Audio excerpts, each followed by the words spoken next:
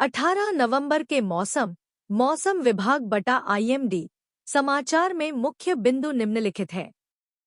मौसम अपडेट 18 नवंबर की रिपोर्ट।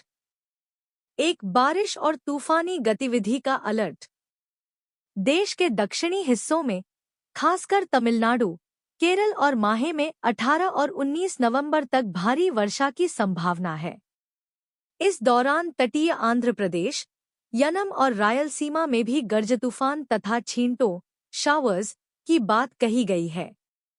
इसके अतिरिक्त अंडमान निकोबार द्वीप समूह में 18-21 नवंबर तक भारी से बहुत भारी बारिश की चेतावनी जारी है।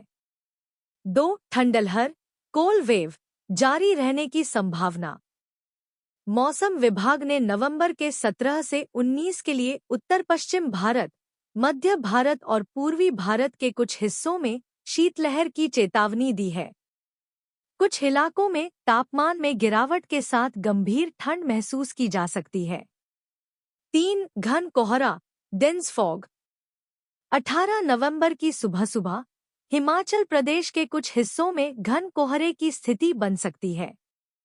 इसके अलावा उत्तर प्रायद्वीपीय एवं मैदानी इलाकों में भी कोहरा रहने की चेतावनी है, खासकर उत्तर प्रदेश और उससे सटे क्षेत्रों में। 4 राष्ट्रीय तापमान रुझान। IMD ने अनुमान लगाया है कि नवंबर में भारत के अधिकांश हिस्सों में अधिकतम तापमान सामान्य से नीचे रह सकते हैं।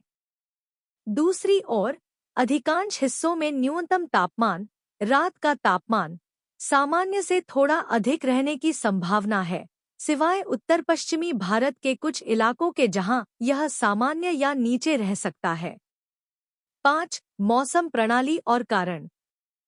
मौसम विभाग ने बताया है कि बंगाल की खाड़ी बे ऑफ बंगाल में साइक्लोनिक परिसंचरण साइक्लोनिक सर्कुलेशन सक्रिय है, जिससे दक्षिणी भारत में मॉइस्चर नमी में इजाफा हो रहा है और भारी बारिश की घटनाओं की संभावना बढ़ रही है।